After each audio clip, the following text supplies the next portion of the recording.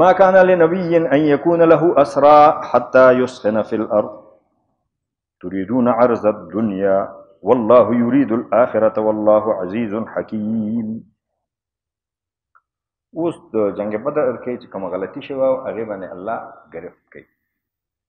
څه گرفت خو مخکې نه وکړه. هغه دا مسله وه چې کله جنگ شروع شو فتح وشو سړی پوهېږي چې زه په دښمن برلاسه شم. نو ځینې صحابه مالونه ټولول شروع کړه او بندیان نیول شروع کړه.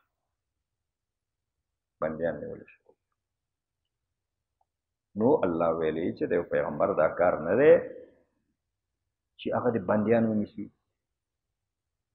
بیا هغې نه د پیسې واخلي په پیسو دې خوشي کړي. دا د نبي مشن نه دی.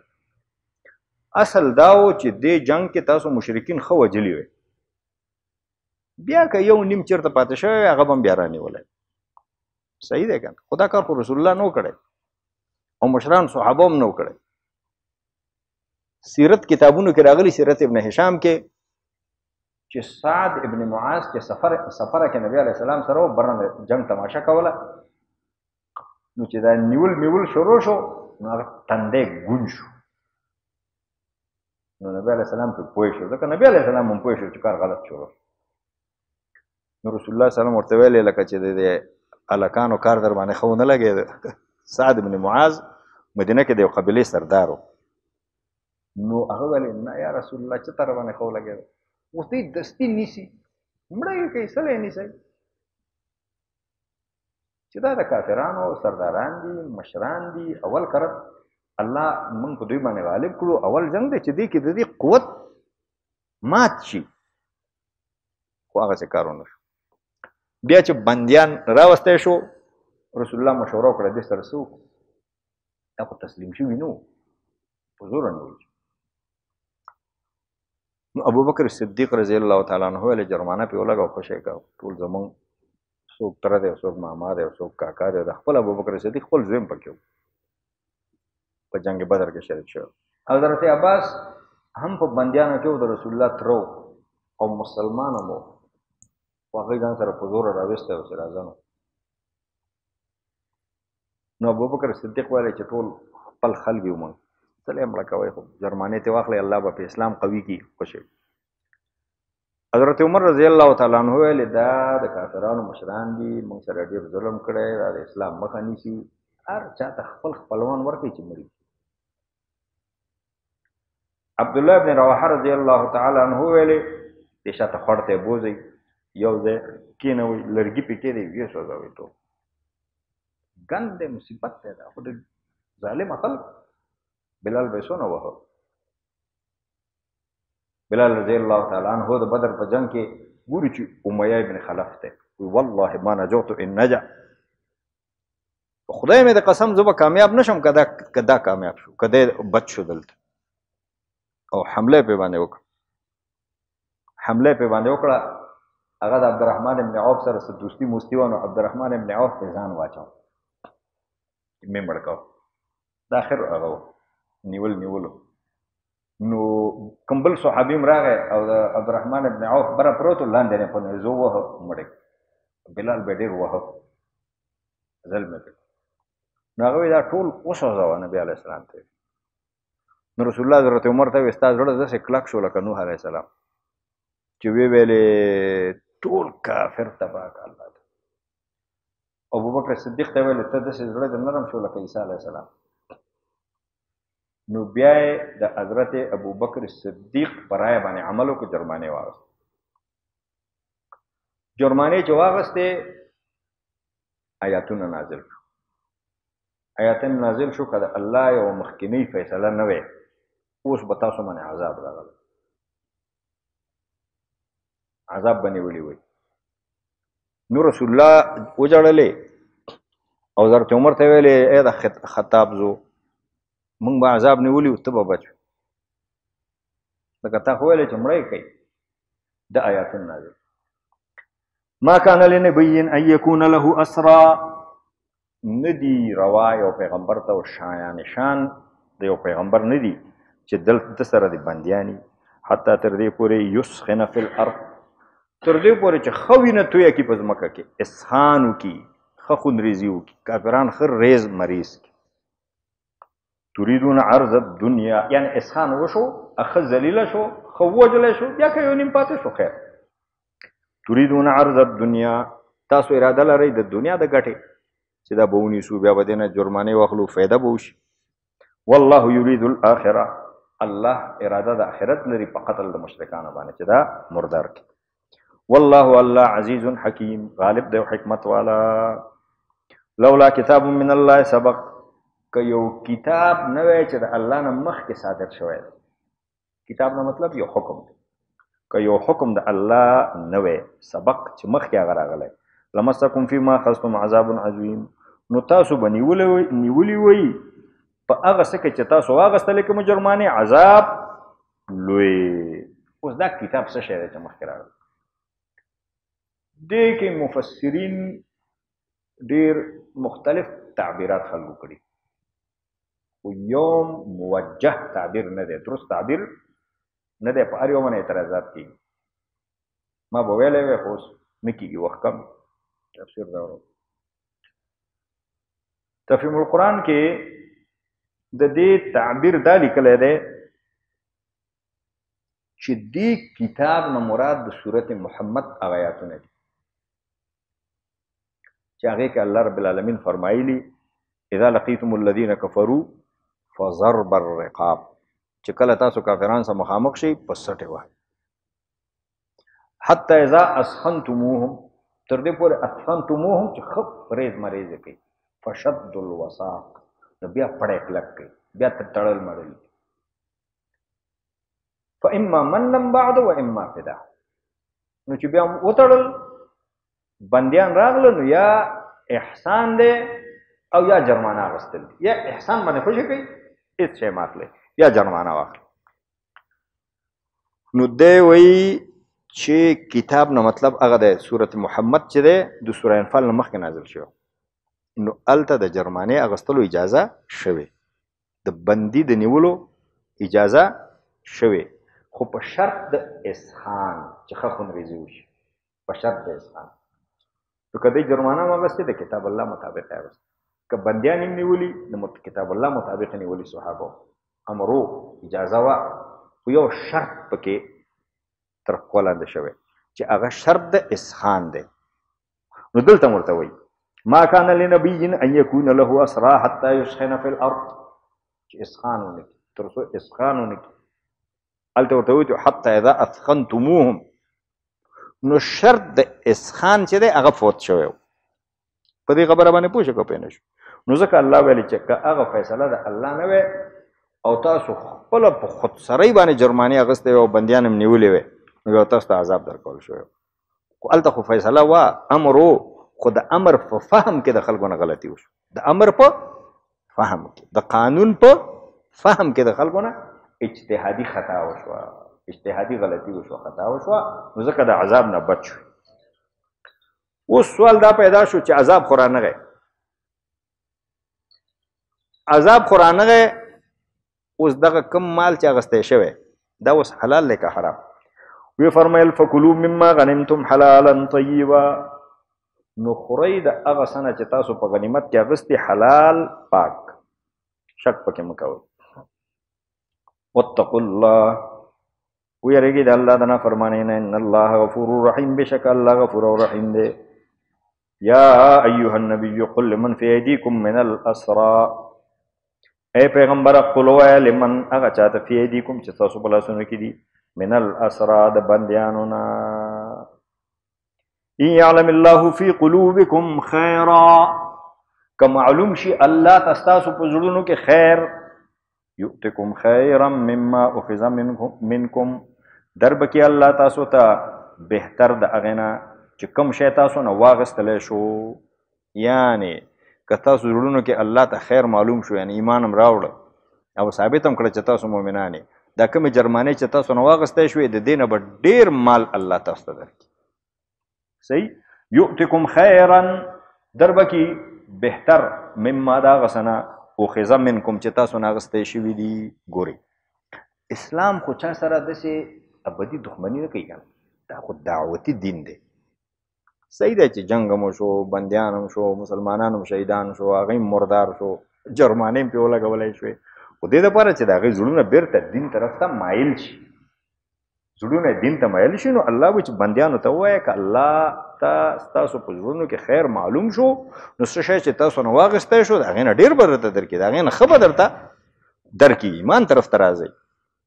ویغفر لکم، او دغه جنگ کې چې تاسو د مسلمانانو خلاف شریک شوئ، کفر شرک هم مخکې کړی، هغه هم درته معاف کړي. والله غفور رحیم، او الله غفور رحیم دی. اصل کې دا جنجال حضرت عباس کو. حضرت عباس نبی علیه السلام ته ویلي تا ته خو معلوم دی چې زه مسلمان یم، هماغه مکه کې چې تا مال ته وایي زه مسلمان یم، خو هجرت مې نه وکړی او جنګ ته په زوره راوستی یم، ځکه دوی غریبانان خو هلته ډارېدل. نبی علیه السلام وایي زه ښه پوهېږم چې ته مسلمان وې، او زه پوهېږم چې جنګ ته هم په بد زړه راغلی، خو توره خو د هغوی سره وه، هغوی دپاره خو جنګېدې، زه خو تا خوشې کوی نه شم د مسلمانانو نه. او دې کې خو دا خبره هم ده چې خلکو خپل ترې خوشې کوو، نورو خلکو نه یې جرمانې واوستې. د نبي علیه السلام د یو بل تره زوی و، هغه هم نیول شوی و، نو رسول الله وی ته پیسې ډېرې لرې، خپله جرمانه هم ورکه، غالبا چې هغه عقیلو کسوب و، او د عقیل هم ورکه، هغه حضرت علي ورور و، د عقیل هم ورکه، خپله هم ورکه. وایي اوس د هغه هم په ماک دی. ویو او جنګ کې کمیس هم شکېدلی. نو بیا خو چې هر څنګه و د رسول الله تره او مسلمان هم و، نو عبدالله ابن ابی ابن سلول رئیس المنافقین چې و، هغه خپل کمیس راوړه حضرت عباس ته یې ورکړه چې لوچ مه درېږه. نو چې هغه مړ کېده، زوی راغی رسول الله ته وایي کمیس دې راکړه چې ورته یې واغوندم، که د هغې په وجه الله عذاب پرې نه شي. نو رسول الله خپل کمیس ورکړه. نو حضرت عمر وی ولې دې ورکړه، منافق ته دې کمیس ورکړه. نو رسول الله وی عباس ته کمیس ورکړی و، تره ته مې. نو ما ویلې چې ما باندې د بېدینه سړي، د منافق سړي احسان را باندې پاتې نه شي، چې همدې دنیا ته یې ورکړم، او زما په کمیس باندې به څنګه داسې شي چې هغه د منافقت د عذاب نه به چېرته بچ شي، او که بچ کېږي نو بچ کېږي ورته. په دې خبره باندې پوه شو که پوه نه شو.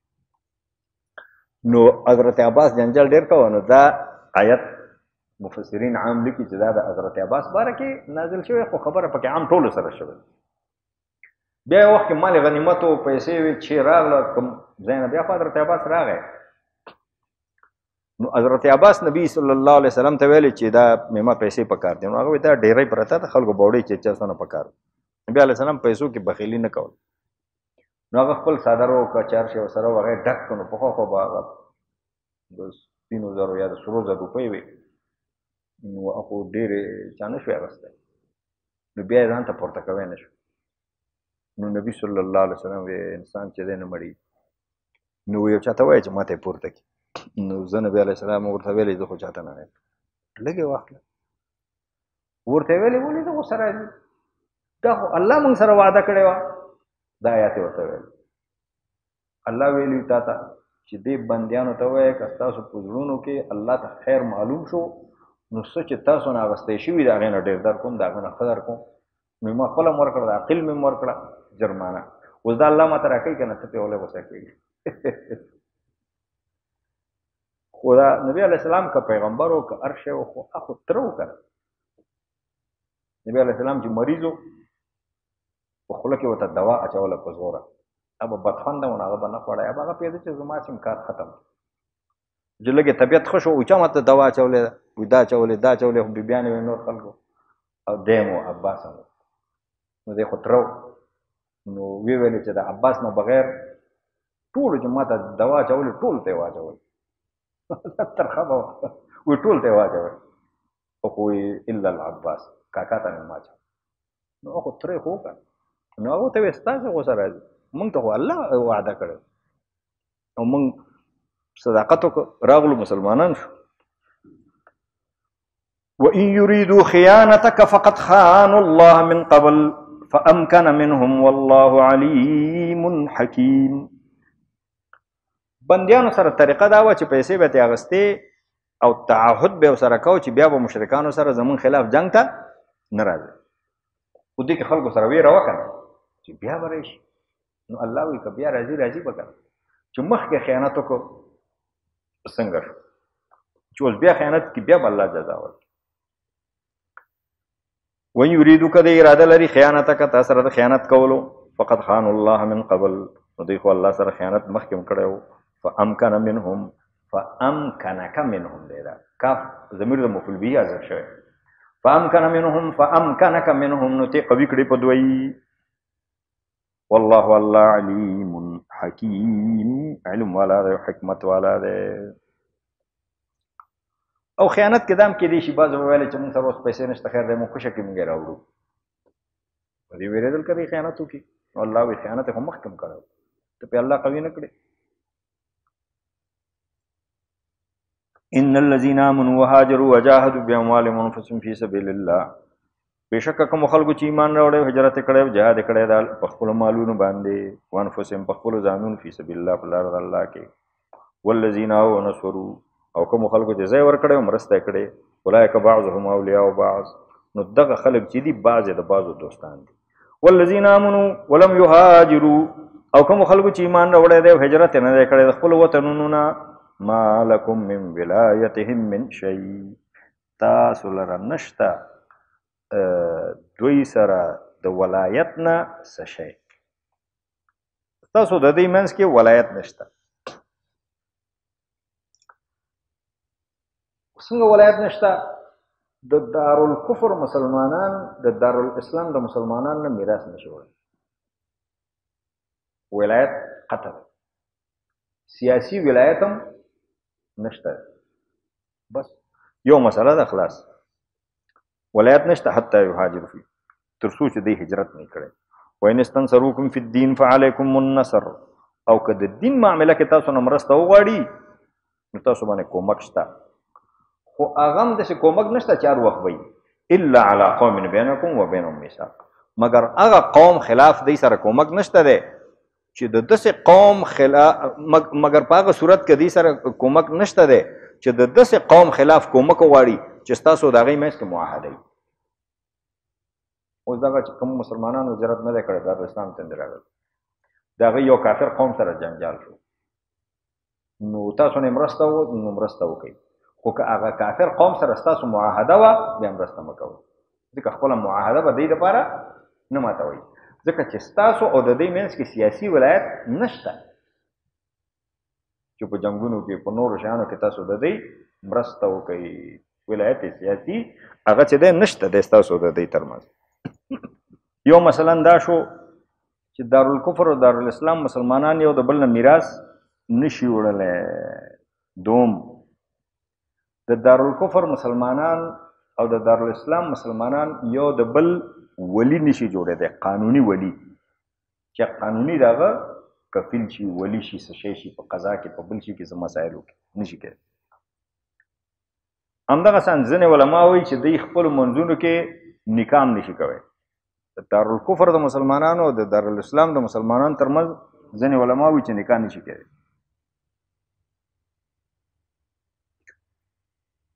څلورم اسلامي حکومت یو داسې مسلمان ته په اسلامي حکومت کې منصب نشي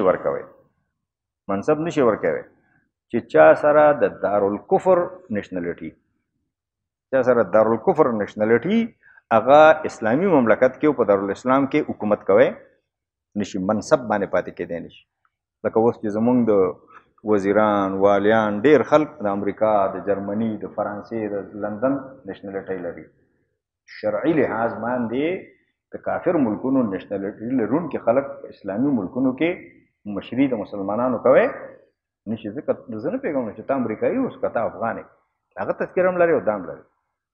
ته د دې ځای د ګټې دپاره ډېر تیشه به وهې که د هغې ځای د ګټې د دې ځای د ګټې دپاره هغه سړی ډېره تیشه وهي چې ټولې کښتۍ سوځولي و چې دا مې وطن دی چېرته به که مړ کېږم د خلکو سره مړ کېږم که ژوندی کېږم د خلکو سره به ژوندی کېږم که دا خل وږي زه به وم که دا خل ماړی زه به وم که دا خل چا وجل ما به وجنی و که دا خل چا ژوندي پرېښودل زه به هم ژوندی هغه به دلته حکومت کوی شي وزارت به کوی شي ریاست جمهوري به کوی شي. د دارالکفر نشنلټي لرونکي خلک هغه په دارالاسلام کې د مسلمانانو په منصبونو او عهدو باندې پاتې کېدی نشي. دا آیت چې دی وی د مسلمانانو خارجي سیاست باندې هم تاثیر لري. هغه دا دی چې د مسلمانانو د دارالاسلام د حکومت ذمہداري او مسؤلیت هغه مسلمانانو پورې محدود دی چې کوم دارالاسلام کې اوسي. دارالاسلام نه چې بار کوم مسلمانان اوسي د هغې په موږ باندې څه مسؤلیت نشته. صحیح؟ که موږ کومه معاهده کړې هغه پابند نه دي. که هغه یو کافر ملک باندې حمله کوي، که هلته بم الوځي، که بل شی کوي، د حکومت د هغې مسؤل نه دی. هغه وایي چې صاحبه دا زما په حدودو کې زما حدودو کې دي نو زما اختیار لاندې نه دي، چې څه کوي هغه به خپله کوي. دې طریقې سره وایي اسلامي قانون د هغه ټولو جنجالونو جرړه وشکوله چې یو حکومت په بل حکومت کې د خپلو اقلیتونو دفاع کوي او د هغې نه مشکلات پیدا کوي. مثلا ایران موږ باندې وایي چې دغه زما شیعهګان دي، نو ولې داسې وشو؟ ولې وزارتونه دې کم ورکړه؟ ولې والي کم راغی؟ هغه د هغې دفاع وکړي، خو موږ هغه سره جنجال کې اخته شو. دا یو مثال وی. یو بل ملک د هغه دلته کم اقلیت وي، دلته سم مسیحیان وي، خدا ناخواسته تر اوسه خو نشته، آینده دې الله ورک لري. نو انګریز امریکا موږ بل ته وایو چې دا مسیحیان دي، د دې دا حق دی، د دې دا حق دی، د دې دا حق. نو اسلامي قانون د دې جنجالونو مخه ونیوه چې کوم خلک د دارالاسلام د حکومت په دایره کې نه اوسېږي او مسلمانان ای هغې خپله معامله ده، موږ هغې سره څه غرض نشته. که دیني معامله کې موږ نه مرسته وغواړي موږ به کومک کوو، خو هغه هم د هغو قومونو په خلاف به نه کوو چې زموږ هغې سره معاهده ده. را دې شي که نه دارالاسلام ته دې راشي. په دې خبره باندې پوه شئ که پوه نه شئ؟ ښه، دا خبرې خو اوس مسلمانانو ته ټوکې ښکاري ځکه چې ګډ وډ حالت دی، نه دارالاسلام معلوم دی، نه دارالکفر معلوم دی، نه قانون د اسلام او د مسلمانانو جاری دی. خو دا خو تصورات دي، خو هغه تصوراتو باندې خو موږ ځان پوه کړو که نه چې تصورات دغه دي. ښه، والذین آمنوا ولم یهاجروا ما لکم من ولایتهم من شیء. او کوم خلکو چې ایمان راوړی هجرت نه دی کړی، نشته دی تاسو لره د هغې د ولایت نه څه شی. تشریح ما وکړه حتی یهاجروا تر څو چې هجرت وکړي. وین استنصروکم فی الدین، او که تاسو نه مرسته وغوښته په دین کې، فعلیکم النصر، نو تاسو باندې مدد واجب دی چې ویې کوي. الا علی قوم بینکم وبینهم میثاق، مګر د هغه قوم خلاف په تاسو باندې مرسته واجب نه ده چې ستاسو د هغې منځ کې معاهده وي. د معاهدو ماتول به د دې دپاره نه کوئ. والله بما تعملون بصیر، او الله ستاسو عملونو باندې بصیر دی او لیدونکی دی. والذین کفروا بعضهم اولیاء بعض، او کومو خلکو چې کفر کړی دی هغه په خپلو منځونو کې بعضې د بعضې اولیاء دي، نکاحګانې به هم سره کوي او میراثونه به هم سره اخلي او سیاسي ولایت او دوستي او انډیوالي به هم سره خپلو منځونو کې ساتي. الا تفعلوه تكن فتنة في الارض وفساد كبير. کافران خپلو کې سره دوستان دي، که تاسو یې ونه کوي چې ونه کوي. بعض مفسرون ویلي چې که تاسو ونه کوي، یعنې که تاسو مسلمانان خپلو کې دوستي ونه کوي، تكن فتنة في الارض، ځمکه کې به فتنه برپا شي. فتنې نه مطلب دا دی کافران به در باندې غالب شي. کافران به در نه لکه اوس چې غالب دي. موږ پاکستان سره وران یو، موږ ایران سره وران یو، ایران پاکستان سره وران دی، د کردان د ترکي سره وران دي، ترکان د کردانو سره وران دي، سعودي د ایران سره وران دی، ایران د سعودي سره وران دی. دا سهل دی په مسلمانانو. نو الله وایي که تاسو خپلو کې سره دوستي نه کوئ، تکن فتنة فی الارض، نو بیا خو به ځمکه کې فتنه برپا شي. مفسرونو لیکلي چې فتنې نه مراد څه دی؟ ظهور الکفر، بیا به کافران په تاسو باندې غالب شي، تاسو به د کافرانو لاس کې شي. ځکه یو قوم یو وطن او تاسو د کافرانو د غټو قوتونو مقابله خو کوئ نه شئ کولی. فتنة فی الارض وفساد کبیر، غټ فساد به برپا شي. څنګه غټ فساد؟ ضعف الاسلام، اسلام به ضعیف شي. و اختلاط المسلمین الکفار، او کافران او مسلمانان به سره خپلو کې درمغول شي.